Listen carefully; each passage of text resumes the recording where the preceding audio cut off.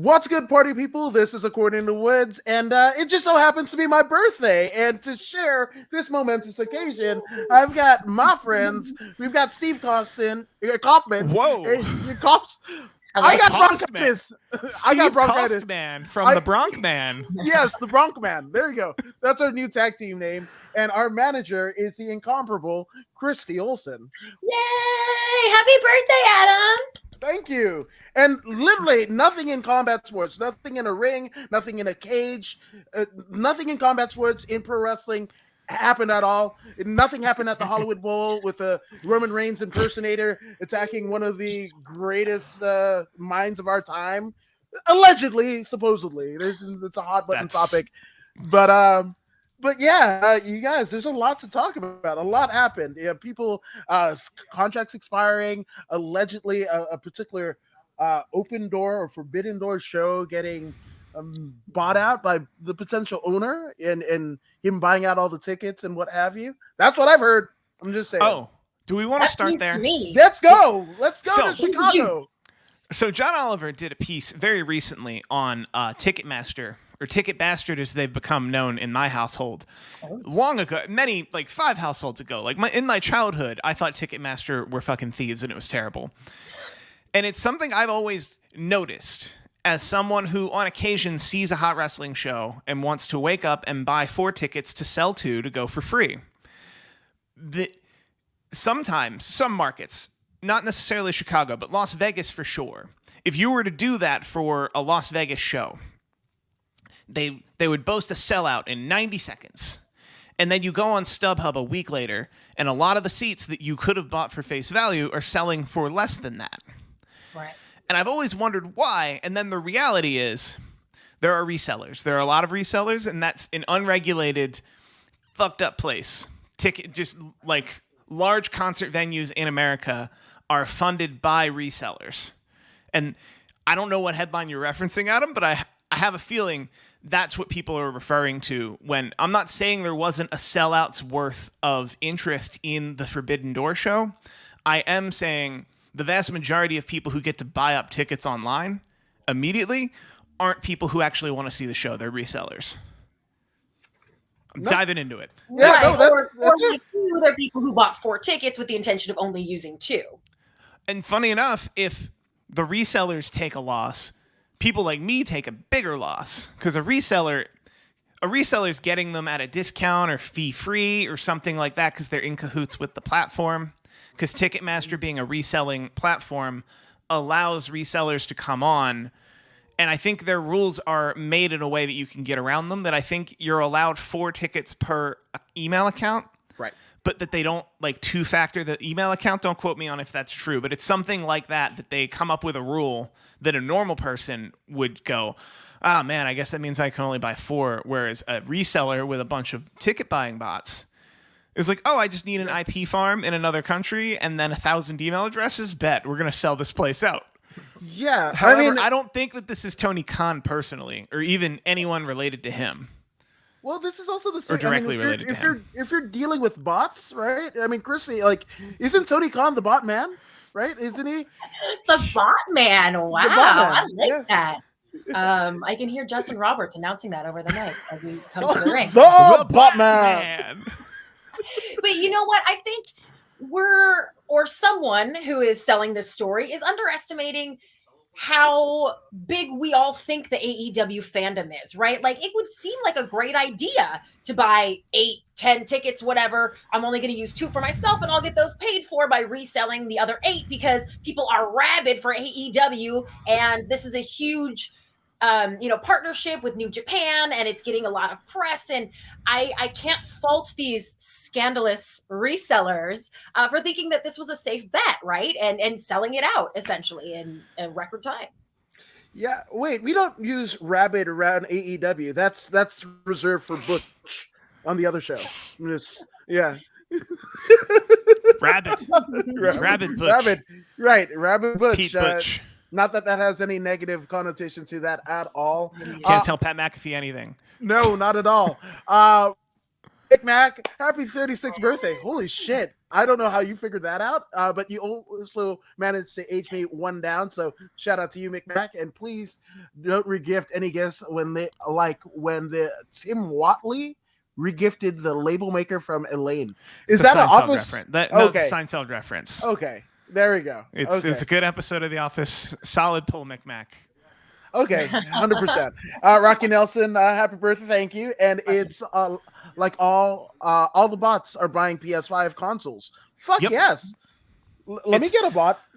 I want a bot. Well, but similarly, Tony Khan, I part of me, if we want to get tinfoil hatty, part of me feels that the reason we're hearing some chatter now about the bots buying up Ring of or the New Japan AEW show.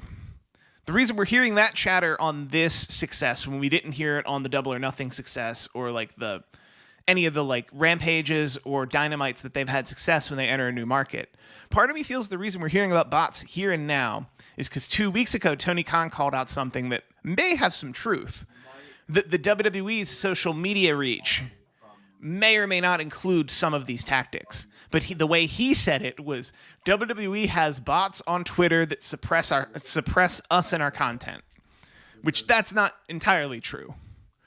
So I wouldn't be shocked if the WWE is now using that might to push up some chatter of like, well, Tony Khan uses bots on his tickets.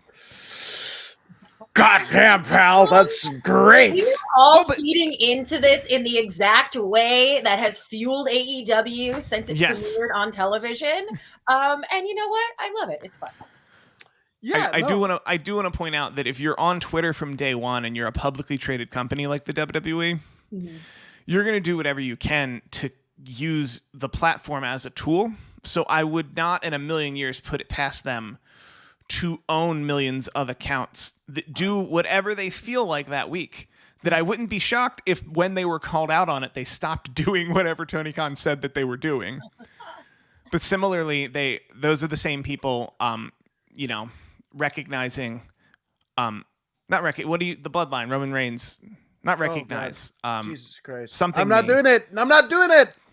Damn it, Kaufman. I'm not acknowledging. Okay. Acknowledge me. Yes. No. Don't Roman Reigns him. I'm pointing out that some of there might be a lot of fake Twitter accounts that may or may not be run by a company who's run by a company that's paid by the WWE that are acknowledging Roman Reigns.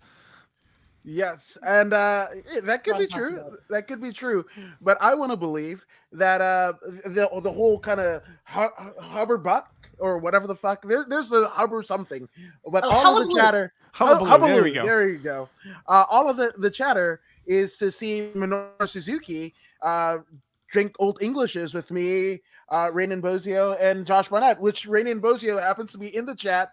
Happy birthday, brother. These aren't my actual thoughts. I paid some bots to flood Twitter with messages. Good for you. That's money well spent. Hopefully it's crypto money. I'm just saying, unlike the WWE's investment. You were saying that they were a day one on Twitter.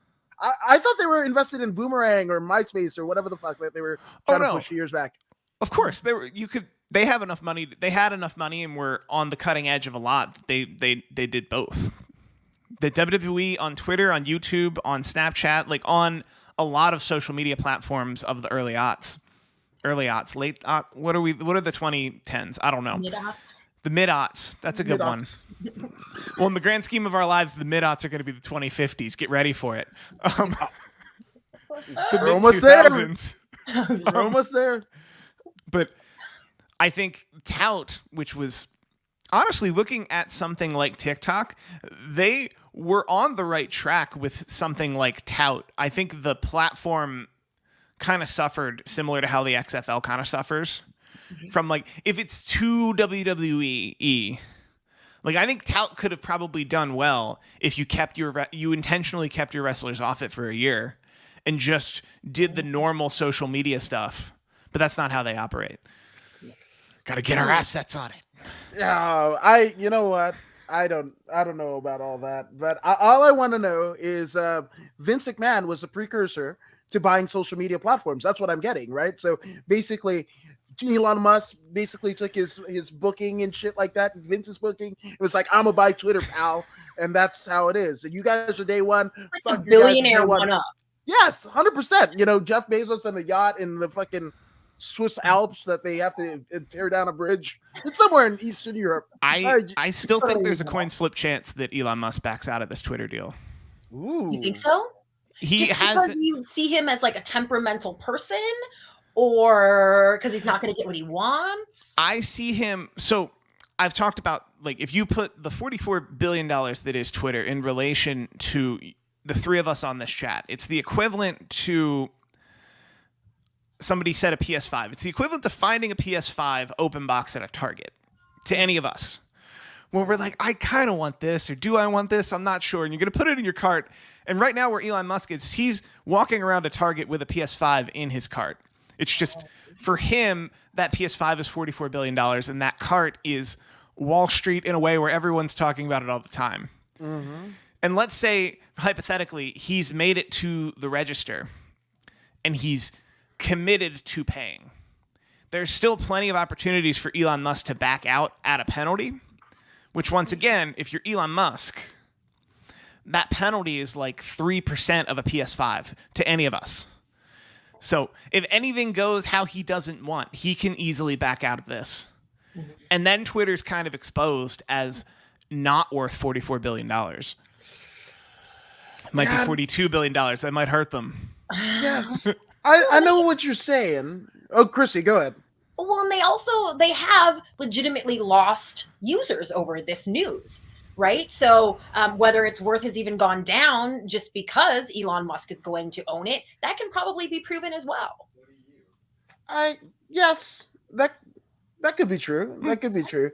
I want to, this actually was some chatter prior to the sale, right? But Elon Musk was talking about, and it's crazy how people's attention span just went off of it. But I think 3 months before he actually bought Twitter, he was talking about how there could be some integration, maybe like a Dogecoin, like crypto engagement to pay.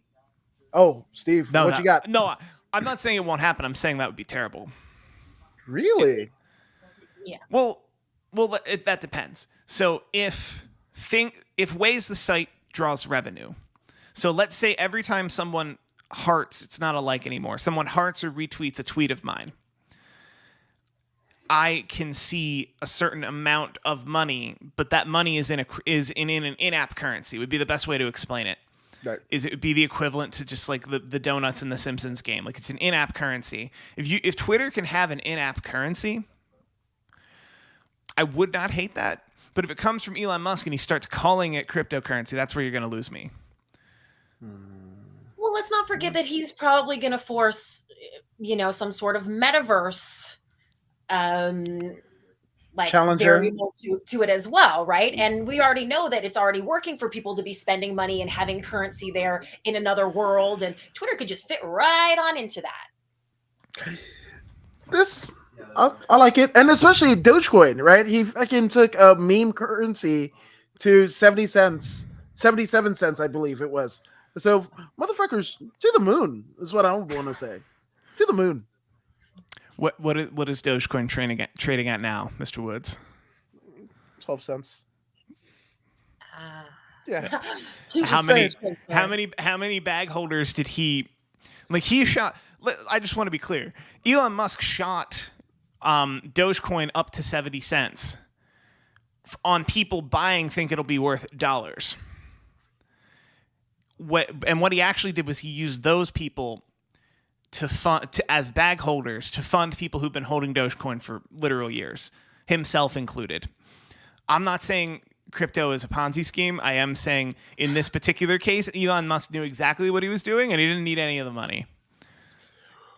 It's not even a Ponzi scheme. It's that thing that circulate. What is it? The fucking well that everybody needed a cash app for during the pandemic. Like, oh, I send you $5, you send that other person $5 and whatever, and at the end, whatever. That's so you're saying people send money downstream. People send their money upstream, and then it slowly gets the group slowly gets smaller as you go upstream. Totally not a pyramid scheme. You're right. Totally, it's not. It's a group of people that are this size here, but then they go upstream, and then it's a group of people that are a lesser size there, and then there, and then all of a sudden it's just Elon Musk. It all somehow. But that's not. Yeah. And that's how he gets to space, Steve. Come on, you've been following WWE fucking storylines. This is a lot more plausible than Vince's booking. My God. And You're not wrong on that. Ponzi scheme on steroids. It's way more genius because nobody freaking understands it. So how is anyone ever going to prove or even accuse them of being a Ponzi scheme if nobody gets how it works? Vince is not on steroids. Not anymore. HGH. There we go. Good stuff. But speaking of things to be acknowledged, I acknowledge that there should be a banning of fucking spears. Ever since Goldberg threw that one and it landed on fucking Bret Hart's chest with the metal deal, it should never have been done again. Like, it should never, right? But we've got everybody doing spears. Like, I just don't like anybody aside from Goldberg doing a spear because it doesn't have effect. But don't tell that guy who attacked Dave Chappelle at the Hollywood Bowl that, because that motherfucker tried a spear and got his ass handed to him. Did you guys see the footage? Yeah, I tweeted it. It was great. It's funny how little footage I've seen from up close. Like it's almost like people up close like decided not to record it because I haven't seen any good footage of it. No, because I think it was mostly celebrities in the first probably several rows from what I've heard. Well, Chappelle's deal, right? He basically has the gimmick where you put your cell phone in the pouches. That's why you haven't seen it. So it's only the people way up on the lawn, like in the cheap seats on the lawn, that you can't not get them even to put that. there. Not even that. So I think the most circulated footage came from like essentially a hard cam because all of this was a part of the Netflix is a joke. Takeover of LA. They had Gabriel Iglesias at 2 nights at Dodger Stadium. I think Letterman is doing the Fonda tonight. And shout out to Robin Tran, who is opening up for him. That's a good friend. So that's amazing. But I mean, that's Chappelle's. I believe it was throughout last weekend, Friday, Saturday, or at least Saturday, Sunday. Chappelle played Hollywood Bowl, and that's when he got attacked. But yeah, the reason why you're getting the footage is because everybody else's devices are put on a electromagnetic bag. Did not know that. That actually makes a lot more sense. Oh, there's Christy. Yes. Yeah. There you go. I hadn't even ever heard of that until Bruno Mars apparently does this with his group in Vegas. And I didn't even know that was a thing. I cannot believe that thousands of people agree to have their phones in a locked box for 3 hours. I'd be fine with it, but I just know a lot of people who. I know the Comedy Store has been doing it for about like 3 or 4 years now. Like it was something that, and the Comedy Store is like, or rather, even their main room is probably a couple hundred seats. And the way it works there is there's someone at the door who puts your phone in a bag and then locks the bag. And then you can leave the room and they'll unlock your phone and then you can be on your phone in the bar. But to enter the main room at the Comedy Store, you need to put your phone in a bag and then someone has to lock that bag. And it's like a cloth bag. It's a way lower tech than I thought it would be. Also, it's really fun when adults get treated like children. But I guess we can't be trusted, so whatever. I guess. Well, I mean, especially in the comedy realm, right? It's joke stealing. Any notable comedian that today will tell you about how writers for successful sitcoms would sit in the back with their notepads or their minions with the notepads stealing jokes. And I think most famously, Carlos Mencia was accused, and he basically got confronted by Rogan. That led to Rogan and the rest of the Rogan's crew getting ousted from the Comedy Store in the mid 2010s, right? I will say, without naming names, I know someone who worked in the office at the Comedy Store at that time. And apparently it was pretty much Rogan confronted Iglesias, right? Yes. I don't want to get the name wrong. No. It's Mencia. Mencia. Sorry, I did not want to get that name wrong. Rogan confronted Mencia about stealing jokes out back. And it was like, yo, we're going to fight. because he confronted Mencia, and at the time, and it feels weird now, but at the time, Mencia was a bigger star. Yes, Mind of Mencia was the biggest thing since The Chappelle Show. The very well-known actor who was in charge of the Comedy Store at that time called someone else and said, "Brah, you gotta ban Rogan from the store." To which Rogan, "Okay, is that what's happening? Then I'm really sorry to y'all and what's about to happen." Because Rogan put the phone number on blast and no one else could get into the Comedy Store because it was just Rogan fans calling the Comedy Store, leaving terrible voicemails. Aggressive. Yeah, no. I'm realizing as I was telling that story how confidential some of the details were that I had to immediately self-censor. I was like, oh man. Yeah. Oh, I can't tell that part. I can't tell that part. I really shouldn't have dove into this. Yes. I know it's Adam Woods' birthday, but Yes. I got to secure my bag though. Oh, 100%. Ashley says, "Happy birthday!" Hi, Ashley. Yes, Ashley Rosenova is amazing. The compatriot over on bodyslam.net, which we're being simulcast to as well. And Mick Mac says, "What's Bruno Mars? Is that a Mars bar?" I think. I mean, in the world of Forbidden Some Doors, people I would think Bruno Mars is a snack. Yeah. Wow. Yes. I mean, hot take. Hot take for sure. I mean, he's not my type, but he does have the moves. I mean, in a world of forbidden doors, and that's how we opened up the show. I think Mick Mac needs to leave the door open. Is that where we're going? Yeah, that's a joke that I made. Yeah, 100%. Yeah. So back to the I thought spear. I thought it was a shitty spear. I really don't like it. Dave Chappelle must have had a wrestling experience because he did the right underhook and a left hand push, tossed the guy down, and the security jumped the guy. That's not the footage I saw. I saw the fucking Keystone Cops. Like literally, they needed FTR, in the fucking building because FTR at least fucked up Brett's attacker at the Hall of Fame. So I was going to bring this up. So that was one of the few times I've ever been. Oh no! Like I think that was one of the most notable times I've ever been in the building when something went horribly wrong and a fan invaded the space, and it was the Hall of Fame night at Barclays Center with Bret Hart. And the one thing I noticed was the tackle was real weak, and from my estimation, I was like, I don't think he actually thought about what he was going to do. Like, I think we look back at all of these incidences of like, why are they shitty spears and shitty tackles? My guess would be the adrenaline is I'm going to try to get fucking up there and security's going to stop me. Right. That it's a dog who caught a car. That it's like, oh shit, I have to tackle Bret Hart now. Do I even have the footing for it? Right. Oh shit, I'm on the stage. I'm 3 feet from Dave Chappelle. I got to do something now. So both the Chappelle and Bret attackers in theory would they're almost into the mindset of Brock Lesnar trying to do that shooting star press so late in the match, all sweaty at Mania Seattle, right? That's it. Kind of. I have a feeling Brock at least like has ever done a shooting star press before. I don't think these people didn't go to like an indie show with 100 people and try to sneak into the ring to just get their bearings. Like there's just like, nah, man. Barclays Center night before WrestleMania. So hot that I feel like it was a split-second decision. You're probably right. He didn't have a plan, but he knew he had enough like gusto and probably adrenaline in that moment. And from what I've heard of people's opinions of Dave Chappelle, they thought he took it pretty well.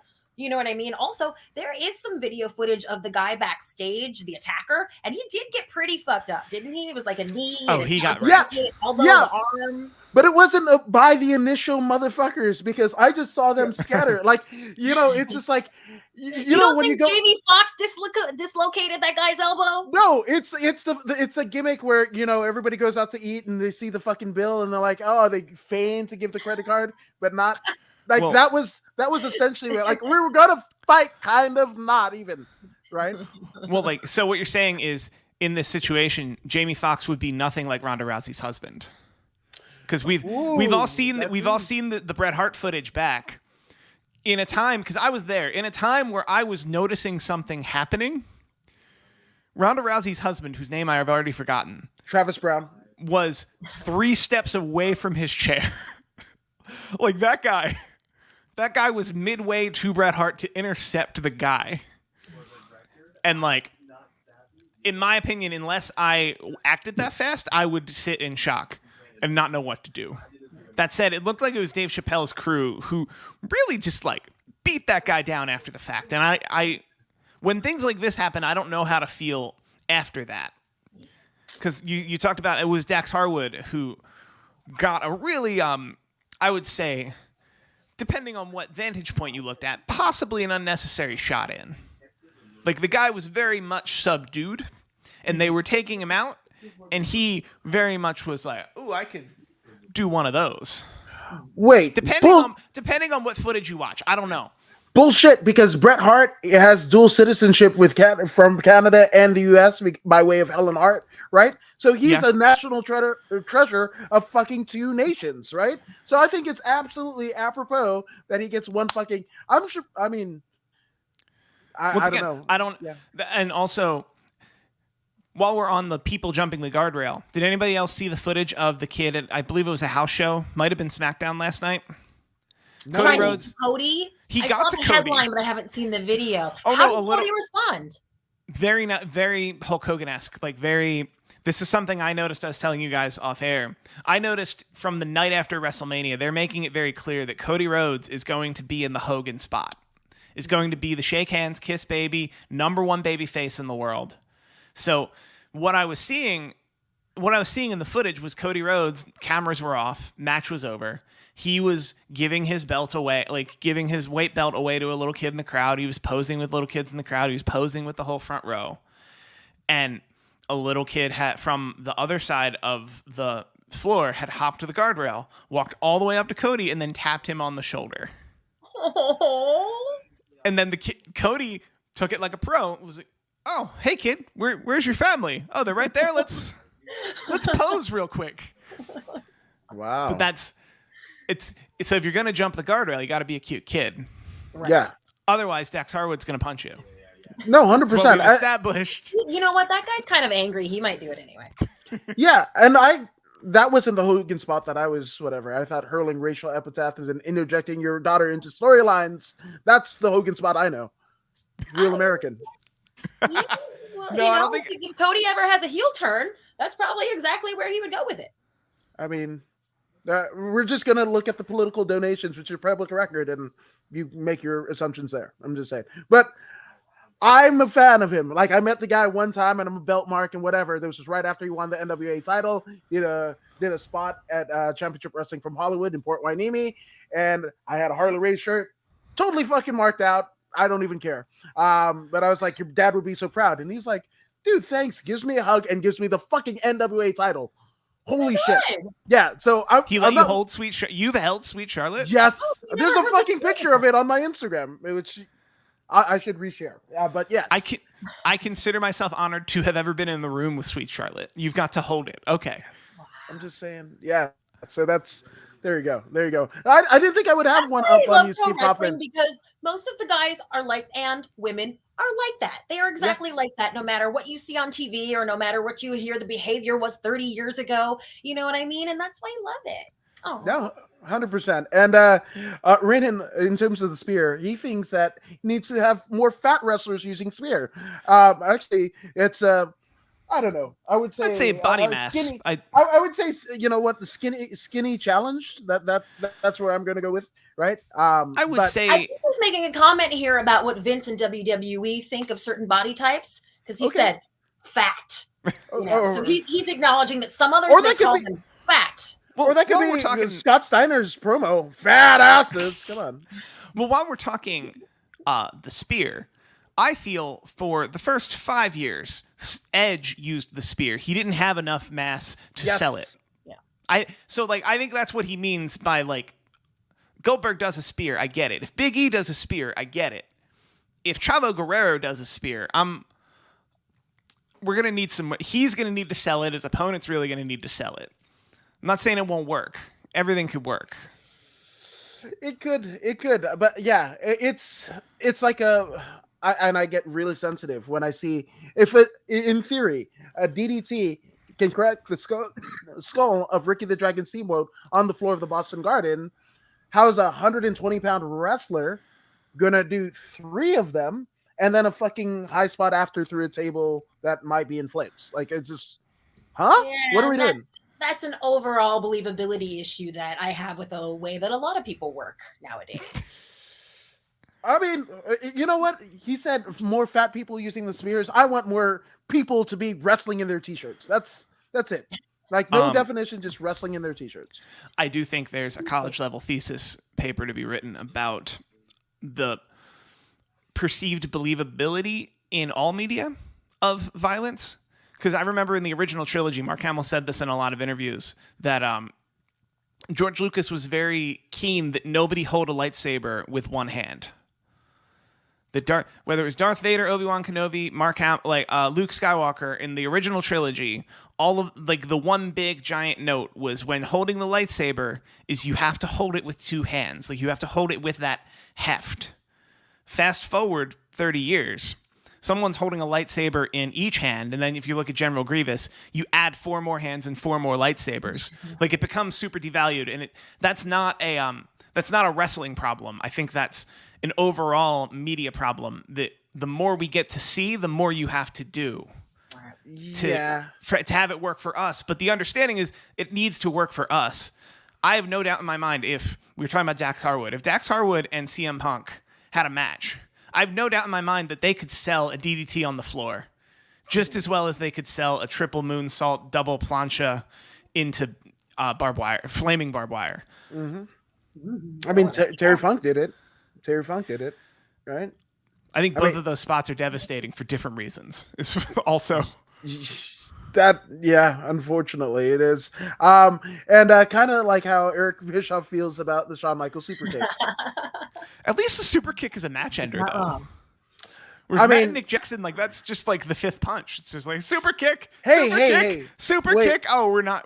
Can you name an original Usos move? No. Right. It's like tag team gimmick or not, a plethora of. I mean, they've essentially become America's Most Wanted of a different day, where they just. I would argue the Usos move set is a bit more grounded than the Young Bucks move set, and I'm not degrading either team. I am saying that the Usos move set is more grounded in what could be closer reveled into the wrestling you were talking about, where a DDT on the floor someone won't be on TV for 6 months. Right. But then again, Brock Lesnar's shooting star presses, which Rocky Sr. was there for that. He hit hard, and Brock was cuckoo in the landing. That's definitely cuckoo. To bring it back to UFC, remember Brock Lesnar's UFC debut against Frank Mir? Yes. He destroyed Frank Mir for, I want to say, 89 seconds. And on the 90th second, Frank Mir grabs his ankle, heel hooks him, and then he taps out. Mm-hmm. And a friend of mine, I was working at a casino at this time, so I got to see the fight live. And a friend of mine didn't get to see the fight live, and he called me on the way home, and he's like, "How was it?" And I was like, "Do you remember the shooting star press?"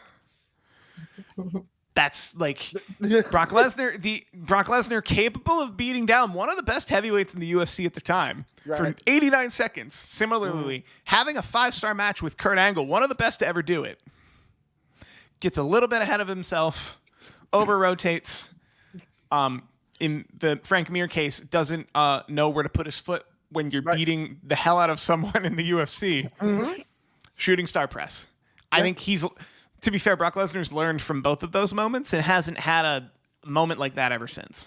Exactly. That's why he's appearing on Bearded Butcher fucking videos, because it's way easier, I think. Yes, and Chappelle, they pulled a Bill Watts Mid-South, took him backstage, and let the security guys have a word with him.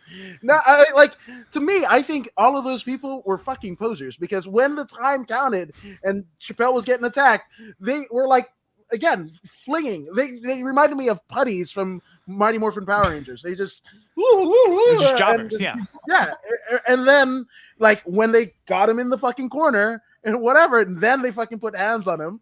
But I'm all that's literally beating a fucking dead horse. It's done. We're done here. But I don't know. What the fuck do I know about the combat sports stuff? Not also Mick Mac in the chat about about the Usos. Don't they have the double splash off the top rope? I'll give him that. That's Jimmy I'll give Snuka times 2. Right. But Jimmy Snuka never did it with another person. Like, I would argue Because that he with, didn't have there was supposed He to be. didn't have a twin brother. It's not his Yeah. fault. Wait, twins, I think. I would Was argue- Sid Snuka was supposed to jump out the womb and join his dad on the top rope? Is that? I don't think he'd catch him. Right, that. It's your birthday, Adam. That was all for you. Thank you. Oh God, It was all for you. Those who don't know. Yes, Those who know. yes. That was a real good one. You know, Christy, right? That was When the he reason didn't why- catch. Yeah, because he didn't catch Taker at Mania. He was the camera guy when Taker did that spot. The was it WrestleMania 25? Was it the second Taker match? Was it the second Taker Michaels match It or was the first one one? of them. It was one of them for sure. Right? Well, and like he had also worked. Sim Suka had also worked a fan access earlier that day, and then because you can't have an actual cameraman catch Undertaker, he was one of the underneath guys, and he did not catch the Undertaker. It was unfortunate. I'm not making light of a man and like a performer going out there and doing their best. Mm-hmm. That said, it's Adam Woods' birthday, and I knew I'd pop in with that comment. Yes, Take that as you may. That's great. And the Fijians are gonna get mad at me because I'm supposed to support my fellow island brother, but no, that was fucking shitty. I'm just saying. Oh, little missus, happy birthday, honey. We love you. So proud of you. Thanks, Chris and Steve, for sharing your talent with this world. You guys are awesome and beautiful people. That's for you. I can't wait to meet you, Mary. Great profile pic. Yeah, it's weird because when I text her or message her on social media, I see my face coming back at me. It's all weird. It's just, like I don't need that much of my face. I just okay, but thank you, sweetie. So while we're in a transition, I want to show off all my belts. Oh yes, because With yeah, Mick Mac. everybody's asking. Mick Mac is asking, resident shitstir, Mick Mac. Yes. Wait, is I this love two it. up. one No, Yeah. it's like further down? 3, Yes. 4, 5 from the There top. you go. Okay, so is that a real world title behind you? Let's go full screen if we can. Let's go. We got this.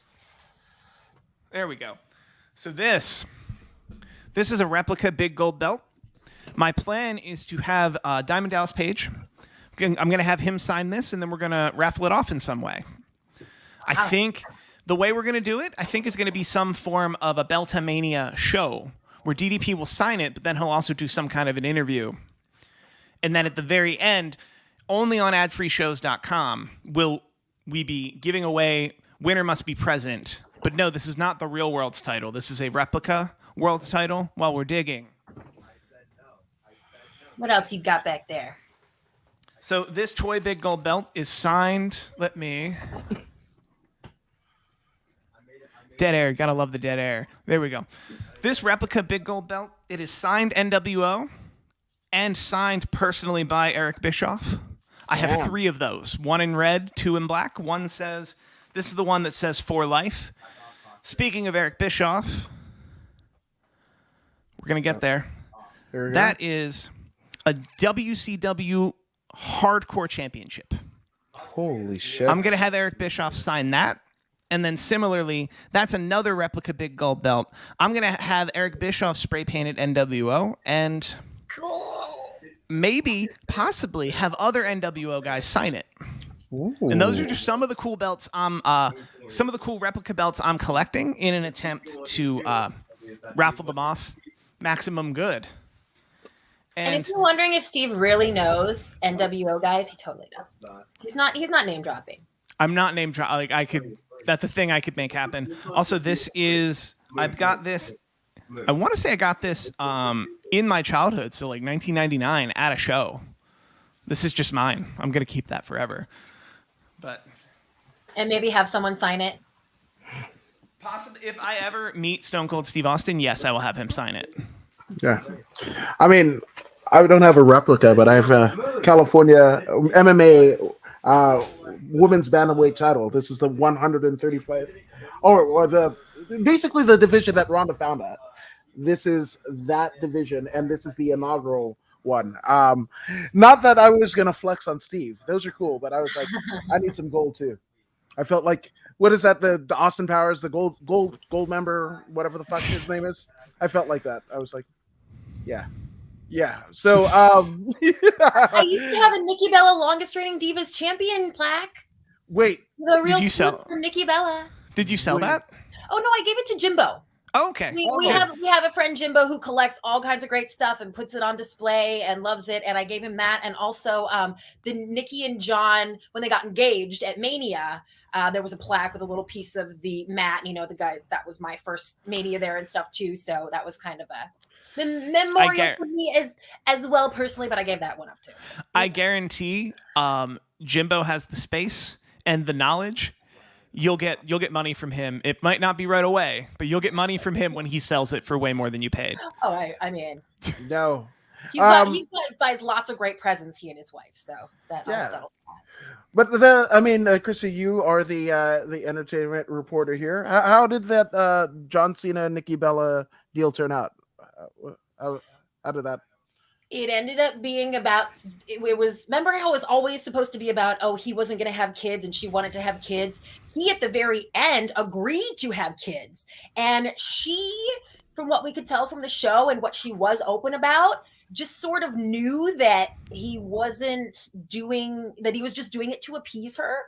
She talks a lot about the pressure of the actual wedding ceremony and all that stuff. And she kind of just says she knew it wasn't right. And it sounds like she's the one who called it off.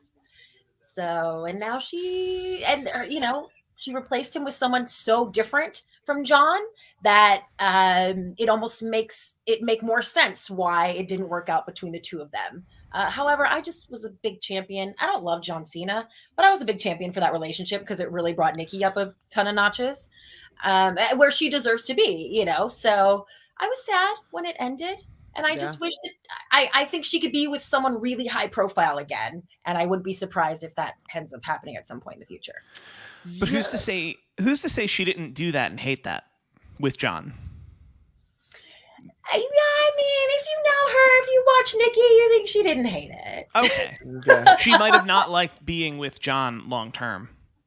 Well, Also, and John was pretty, condescending, and he's a little self-righteous, and he's got high expectations, for her and even for Brie and Brian when they were staying at his house. And we kind of got a glimpse as to who he is behind the scenes when you watch Total Divas and Total Bellas. And I can understand how that wouldn't be worth the Louis Vuitton bags. He's a college RA, but like well after college.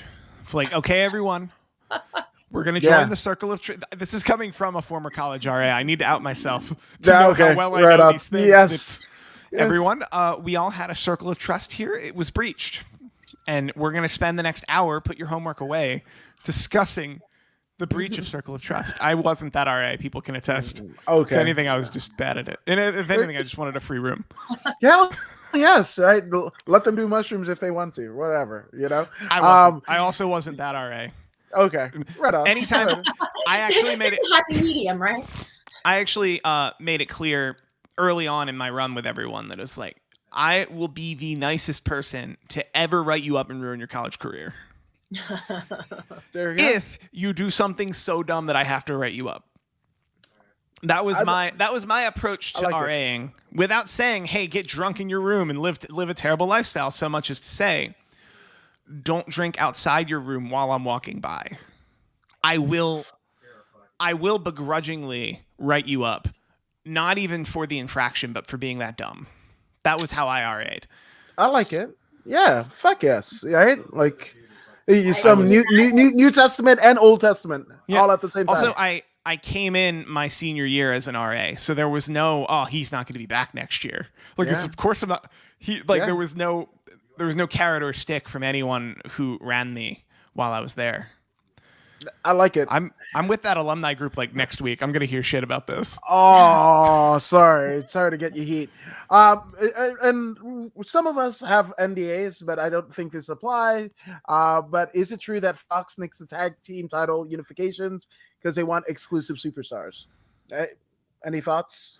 I think this is one of those things that the dirt sheet guys who think that they know everything are just making a really educated guess here. Of course, Fox didn't love the idea. Of course, Fox wants to have their own tag team title on SmackDown. I mean, this is not rocket science here. Anybody could have guessed this, call themselves a journalist, and say, "Oh, Fox is whatever." I'm calling it out on this one. Yeah, it's probably true. However, I don't think we know that for certain. It just makes sense. I don't think it was. I think Fox and WWE are in league enough that it wasn't even a nix. I think the parameters were so clear that the WWE was only ever teasing a unification. That they never were actually like they teased it, and then someone from Fox might have called. They're like, no, we're staying within parameters. It's going to be a schmaz. Yeah. Okay, good. What's a schmaz? We're Fox. No, we talked about the wrestling. We talked about the wrestling talk, guys. Yes. Which, I mean, aren't the fucking designs like pennies, and are they still like pennies and nickels? It's a silver plate with gladiator helmets on a red strap and a blue strap. Do you want to know? Crazy idea. If they have to have two tag divisions, do you know what would be a stronger brand than Raw or SmackDown? NXT? Fox and the USA Network. If you had the Fox Television Network Tag Team Champions, and then you had the USA Network Television Champions, and then funny, NXT is on the USA Network. So if you wanted to merge that tag division or do something fun there, that might, naming wise, WWE would never go for it because that would be them admitting that the brand that they're on is bigger than the network they're on has a brand bigger than their show, and they would never want to admit that. Yeah, it does look a little bit. Right? I don't. But I don't know. I think tag team wrestling in the WWE needs a page one rewrite.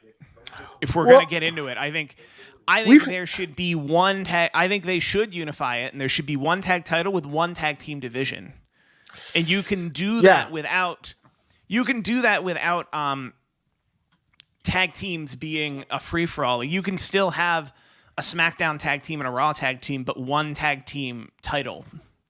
Yeah, that's like I think that devalues the tag team division. It's almost like saying the talent pool isn't big enough to have two, or we don't find it important enough. It almost makes it feel like the cruiserweight division that got bumped around back and forth, and we didn't know or care which show we were going to see them on. Given the way they do things, yes, but it isn't fucking deep enough.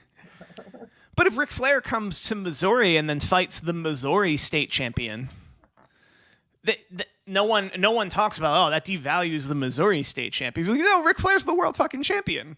Right. That I think if you had, granted, and you would need to get more depth on Raw and SmackDown with your tag teams so that all of them are vying against each other for the chance to maybe face the team that is the best in the world, that is so good that they're traveling across both shows. Like I said, they've tried that. They're never going to do it well. Right. So that I should just stop. What I mean, wasn't that the source of Bayley and Sasha's long sojourn? That's what they wanted to do with the women's tag team titles, where they were going to go down to NXT. They were going to go over to the UK. And this was also at the time where they were, bumping. The UK was a test, ground for an international NXT system that was that was the Europe leg. We were supposed to get like a South African leg or some odd, or African leg, Japan, NXT Japan. That was all around that same time, which unfortunately none of it has come to pass. Well, I mean, there's mitigating circumstances behind it. I think there were a lot of mitigating medical circumstances. Oh yeah, beyond 100%. It.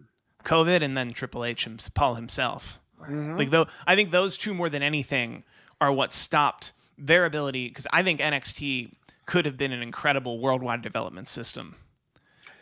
I think so. And NXT UK, if they could figure out an NXT UK in another territory, it would be so cool. Because as far as I'm aware, NXT UK is bought and paid for by the one TV deal they have in the one BT. country they run. BT Sport.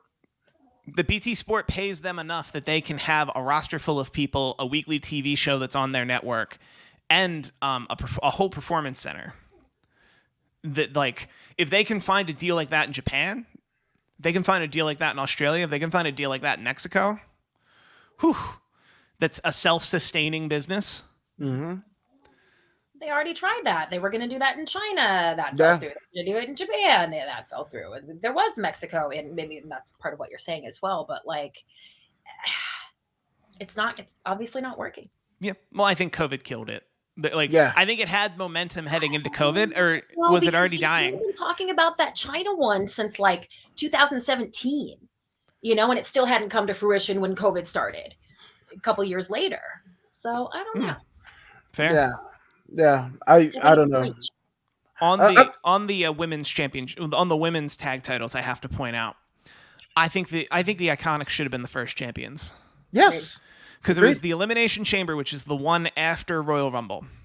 If the plan is for Sasha and Bayley to be the big bad winners of your massive, amazing titles, the squirmy heels should have won a squirmy heel match. The Elimination Chamber is very much like they can win by only getting one pinfall. You can hide in a corner and win an Elimination Chamber match.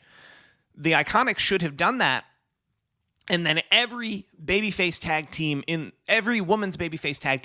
in the WWE should have been vying for the Iconics, and that's how you would have built value to the WWE women's tag titles, leading to two of your hottest acts together becoming tag team champions for the first time at one of your biggest WrestleManias ever.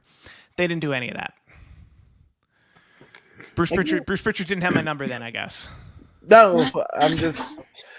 No, and I think maybe the lack of they wanted to do this women's tag division, but they didn't have legitimate women's tag teams. They had a bunch of single stars that they were throwing together. And yes, if you're building up to that being Sasha and Bayley being the ones that are singles that are going to grab the tag titles together, that would mean something. If you got a bunch of other little singles as doubles groups over here coming in, it just doesn't it doesn't give you that build up to the Sasha Bayley becoming the champions that you would want. Well, all of my fantasy books require them to follow through. That's why none of them sound great. Steve, that's hilarious. Now, in terms of this is one that I actually like because it gets brought up a lot. I think it's in common vernacular. But where do you guys put Randy Orton in the GOAT or greatest of all time picture? Unfortunately, John Cena was a part of his era. Christy, I'll allow ladies first here. To be honest with you, this is, obviously chatter that has only started in the last couple years. And I was surprised by it initially. But now you hear so many Hall of Famers, so many people who are a huge deal and who you would have said were the GOAT at some point in time in their careers that are giving Randy that kind of acknowledgement. So I guess have been convinced just more so recently that he does belong in that title picture. And it goes for saying too that Randy has had, I think, full years where he has kind of sat back. And I mean, I literally saw him at a rehearsal sitting at the commentary desk with his feet up vaping. As everyone was working hard around him. And I think that those periods of time, he's finally kind of gotten over that a little bit. He's reinvigorated, the tag stuff with Yahoo, what's his name that I just cannot stand. Reminded us, how great Randy can really be. And he's out there and he's trying again. And I think as long as he keeps trying, and it looks like he'll be able to keep working for years yet, I think, he will be in the GOAT picture, as Mick says, by the end of his career. So I take issue with so the best way I can do this thought exercise is, Adam, who do you think is the GOAT of the history of the UFC? Well, there's actual technical acumen, and you could go an Anderson Silva, a John Jones, a BJ Penn, and what have you. But in terms of dollar amount, there's just one name, and it's Conor. But okay. So when was Conor McGregor's last UFC fight? Jesus Christ, I forgot. Long ago. Yeah, and the other three names you listed haven't had a UFC fight in like 4 or 5 years. One is running for governor for the president Hawaii? of the Philippines or something. No, no, that's Pacquiao. But BJ Penn is actually running for governor of Hawaii, which is you're right. Wild. When I asked that to point out, I don't think it's appropriate when talking of the greatest of all time to include people who are still doing it. Is like a class. I just think it's a classification error. Like I feel the same way about Tom Brady. I feel the same way about LeBron James. That when people are like, "Oh, the greatest of all time," like if you were trying to make an argument that Triple H is the greatest of all time, I would get into that with you. because Triple H left his boots in the ring. He's never coming back. We can talk about it. Randy Orton, Randy Orton and to a certain extent John Cena, I don't consider them in the running for greatest of all time, because of all time means that you stopped. I don't know. It means of all time, including the current time. So I think as someone who's still working can be a GOAT. Steve, I disagree. All right. We're disagreeing a lot today. I like that. Yeah. But similarly, I don't think LeBron qualifies as the GOAT. I don't think Tom Brady qualifies as the GOAT. There was a moment Tom Brady qualified as the GOAT because he retired. But like, I think he finally caught up on The Shield, the TV show, not the faction. I was like, sorry. Echo. He finally watched The Shield, he watched Breaking Bad, he watched Sopranos, and was like, oh shit, I need to unretire. These were the shows I needed to catch up on. I'm good. Yeah. Will Tampa Bay have me back? Yeah, him and Gronk. But I actually don't like it. I think I don't like the conversation in any deal, because obviously you have recency bias, right? Whoever whatever company, whatever entertainment brand is always going to have their person, right? So if you're living in this time, right, you're going to be told a narrative that this person that they're pushing to you to buy tickets, to buy merch, to buy whatever, whether it be NBA, NFL, whatever. I remember back in the days of NFL films, right, when they were still on videotape, they would have these compilations that you would have to call on an infomercial or whatever, and they would have the greatest football players of all time and what have you, right? But if you did that today, right, 20 years removed, none of those names matter. Just like a BJ Penn won't matter.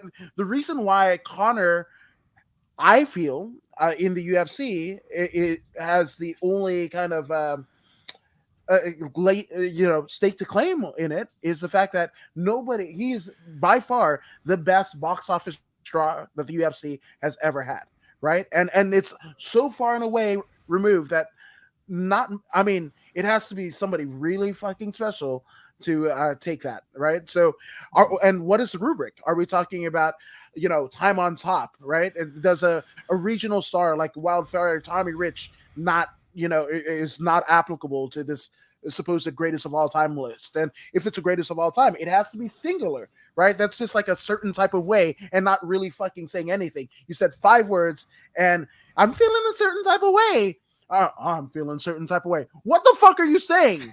What the fuck are you saying, right? So greatest of all time is singular. There can't be GOATs. That pisses me off to no end, right? It can only be one, right? So if you're putting Randy Orton, right? So if you're talking Randy Orton, John Cena, any contemporary star, right? So are you negating Luthez or Nino Rocca that was selling out Madison Square Garden long before Bruno even laced up a pair of boots? Like, what are we doing, right? So that's like the GOAT. Like, you can have your favorites. I'm not saying don't have your favorites. Like, your patronage of stuff, right? All 3 of us have built careers on people loving stuff and, cultivating our own careers by us loving said stuff, right? So love stuff. But when you get into that, just know that you have recency bias, right? It's like almost 3 points, right? Where it's the person that you grew up with, right? And you hold them so dear, right? A Bret Hart for me, a Michael Jordan to somebody else, a Dr. J from a previous generation, even before Michael Jordan, right?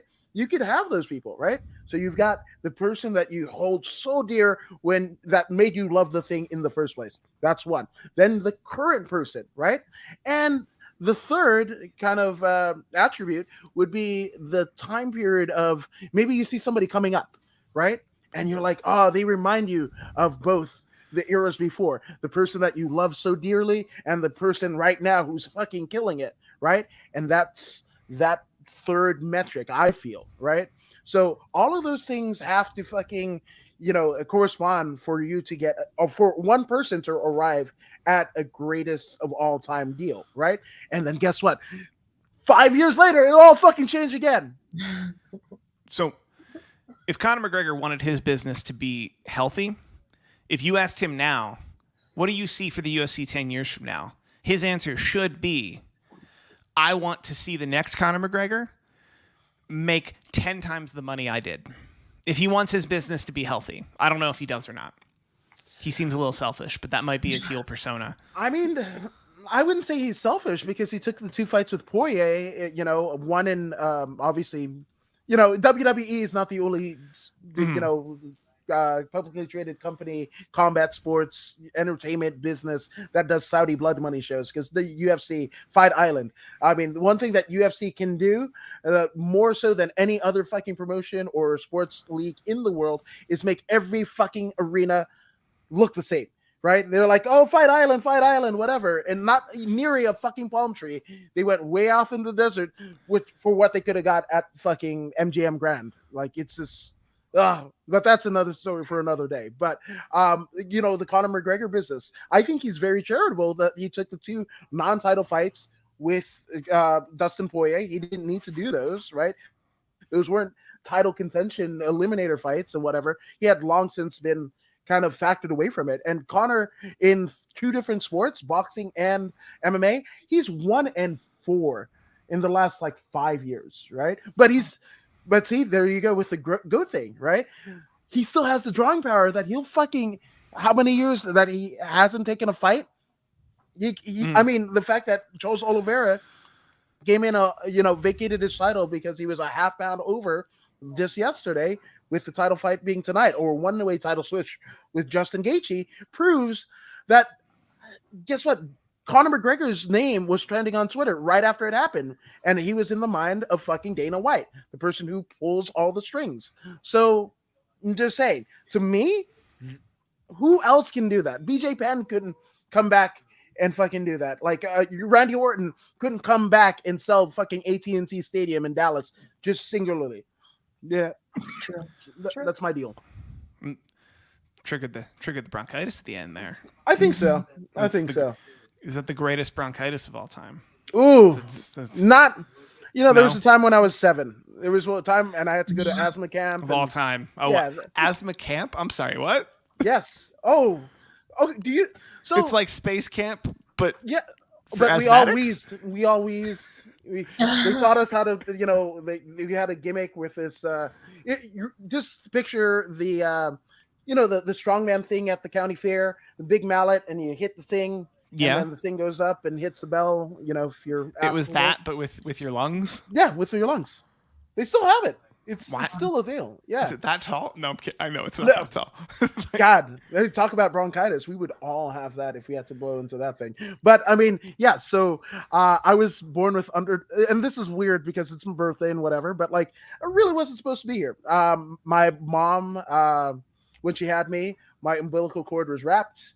That kind of coupled with the underdeveloped lungs, right? Those were I shouldn't have made it through the weekend, and 30 some odd years later, here we are with Steve Kaufmann and Christy Olson talking about the punchy, kicky, slammy stuff. I feel bad for making I fun mean, of asthma camp you now. bring so much joy to the. Oh, sorry. No, I was playing. I'm going. I was walking back my joke. You're good. Joy. And goodness, and you're such a fabulous friend, and you just do so much for the world that I'm not surprised that you're here, because it's we need you. Aw, I appreciate it. I kind of surmise the fact that I'm too dumb to die, especially with the house around me all having COVID, and it's all weird and shit like that. But I thank you guys for talking about all of this stuff, so taking time out of your day. Everybody in the chat, this is amazing. I couldn't have spent a birthday better than this one. I think this is hard to top. Aww. We'll try. Ooh, yeah, when we can get together in person, I think maybe a couple drinks, a party platter, a charcuterie. We could zhuzh it up a little bit beyond virtual brunch in the Eiffel Tower. Ooh, in Vegas, not the Paris Eiffel. God. Okay, I mean there was a Bellator in Paris, so I was like, I'd probably get media credentials, and I can drive you to that Eiffel Tower. I can't drive you. Can't drive you to the other Eiffel Tower. If you could do that, oh my God, we need to hook up a GoPro to like a submarine car gimmick or whatever. Well, no, there's a giant ramp in Connecticut. But you have to drive all the way to Kentucky, and you rev up your car, and then you have to go 90 you have to go 90 for like a day, and then you hit the ramp, and then So what you're trying to say? I'm making something up of how you could feasibly jump over the Atlantic Ocean. So what you're trying to say is, Very Jim fun. Cornette, we're coming for you. I'm not gonna say the other part of it. But I'm just saying. Are we?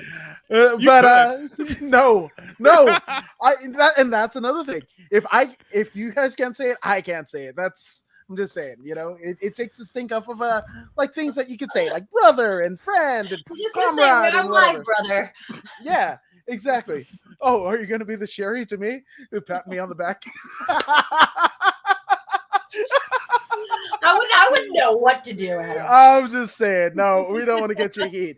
But obviously, thank you guys for all joining us. Steve Kaufmann, where can they find you and all the stuff that you do? They can find me here and now at an address undisclosed. They can also find me mainly on Twitter at Steve Kaufmann. That is KAUFMANN. Some would say I'm heavily involved in the pro wrestling YouTube space. If you go to stevekaufmann.com, it's spelled just like that. It's a link tree of I think I'm up to 16 channels I'm currently running. And there's somehow more to come. So that's what I do.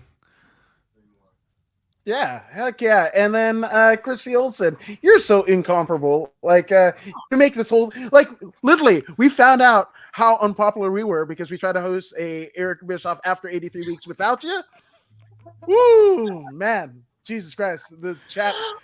I can't even say that they were angry because they weren't there. But I'm just saying. But we can't do. You're our Barbie Heenan. You can do shit in the ring. You can do stuff behind in the tech world and everything. And you're an amazing on-air personality. One of the best, bar none. But to get more of you and what you report, where can they find you?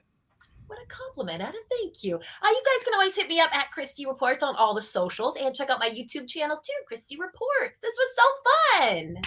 Yeah, man. You guys are awesome, man. Oh, wait. And Steve, what happened to Ric Flair and Mark Madden? We're going to... Yeah.